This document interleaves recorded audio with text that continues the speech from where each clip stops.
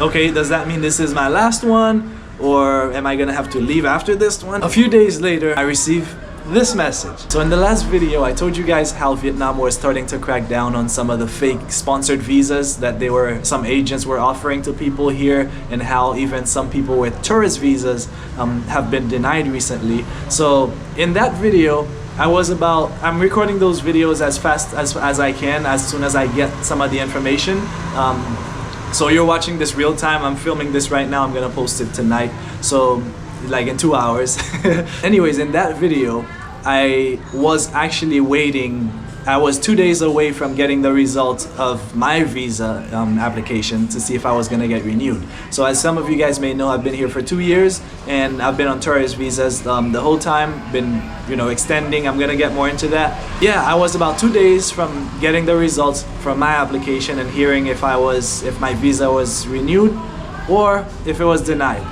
So in this video, I'm gonna get into that and tell you guys the result. But stay till the end, because at the end, I've been getting a whole lot of questions from you guys in the comments from the last video. So I want to answer some of those. So we're gonna do a quick Q&A at the end of this video. Was my visa renewed or denied? What do you think? All right, so 2 days later, I got this message from Lynn. I'm just gonna show you the message that I got from my agent.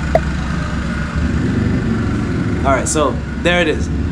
So it was approved, all right? I did get an extra month. So far, everything is going great. And you're gonna wanna hear the whole story here, so stay till the end. So I did get an extra 30 days. This is the only option that they're offering. On top of that, the lockdown, which we were in, basically started, lifting off. Now we've had probably close to 4 or 5 days now with 0 cases here. So they've started actually yesterday. Grab was able to start delivering food now. So Grab is working. So deliveries are accepted now. So things are getting better.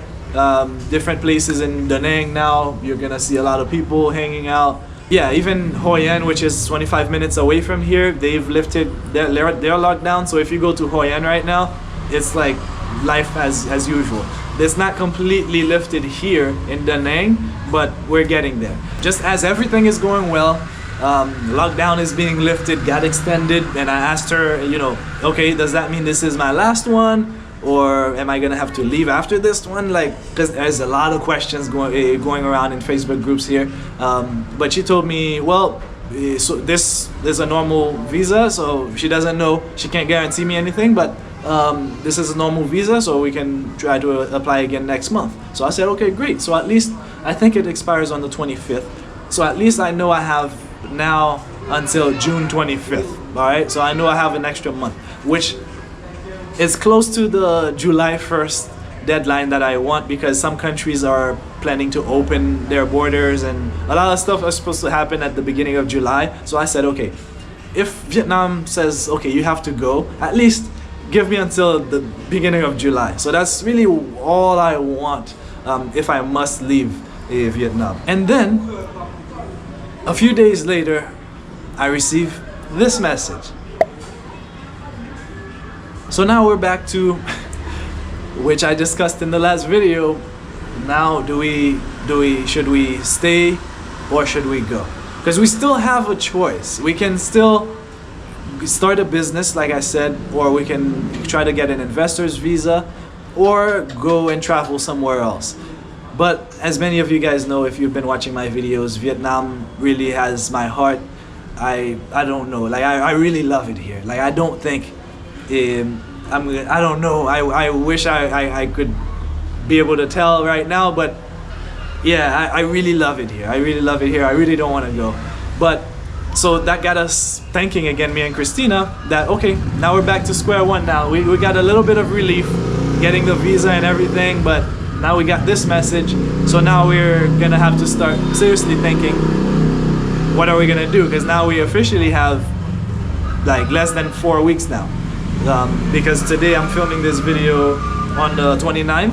I think my visa expires on the 25th or the 26th. So we are under a month left. We have under a month left to decide if we're gonna start the process of starting a business here in Vietnam, start investing, or going somewhere else. Oh, by the way, if you live in Vietnam, you recognize this bambao. It's like a little steam bun that they sell here. We're at the point where we have to decide what we're gonna do. If we're gonna invest, start a business, or go.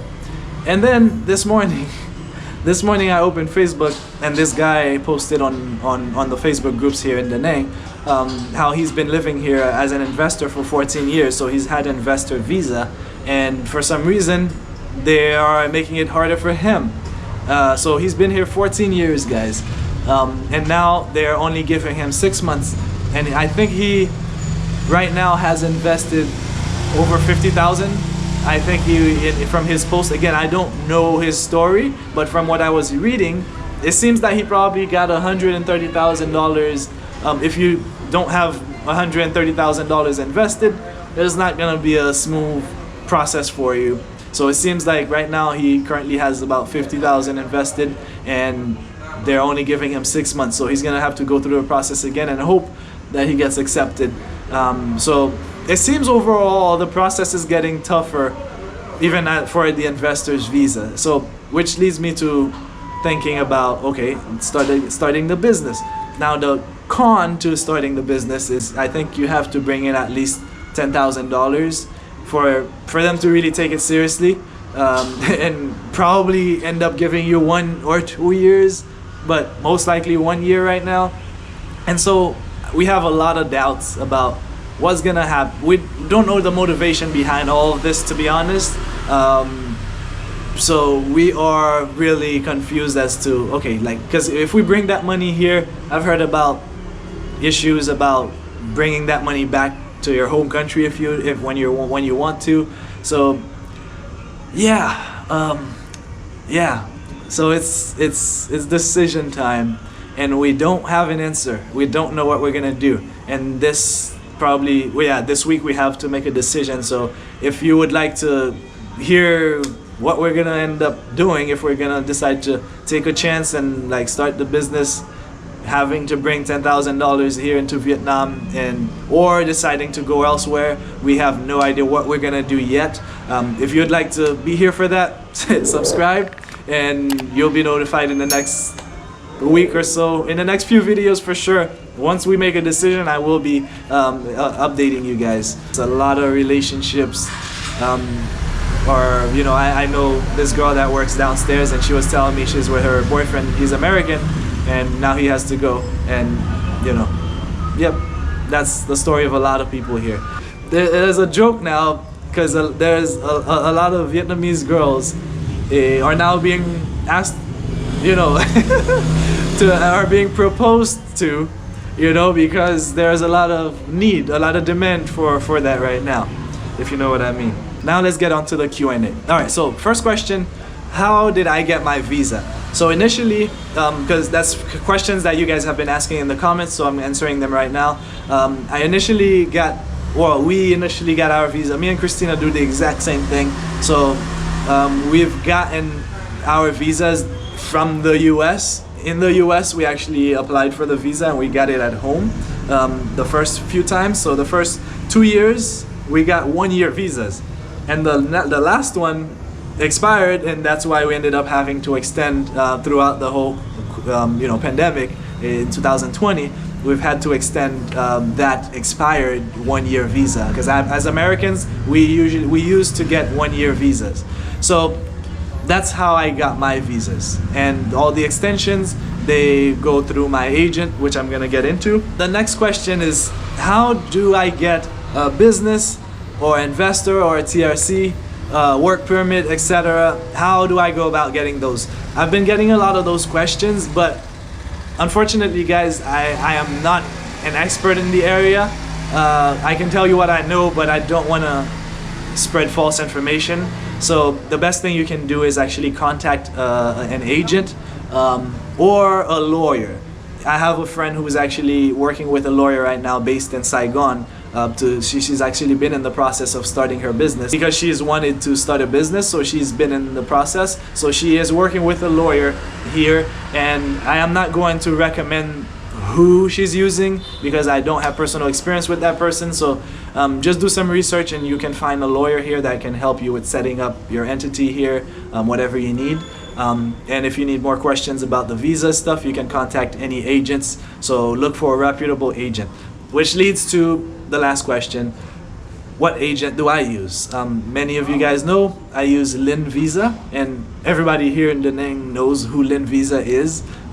She has been very honest with us, and we trust her. So that's who we use. You guys can contact her on Facebook if you'd like to ask her questions about, whatever you need. If it's related to visa, go ahead and ask her. She will either love me or hate me after this, because I know she's gonna get bombarded with messages. So I hope she has the answers that you need.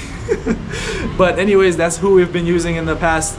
She's the one who got me, who processed my motorbike license here too. So I got to take the test, the motorbike test. I hope to see you in the next one. When I make a decision, you guys will know, so subscribe. And until next time, create a life worth living.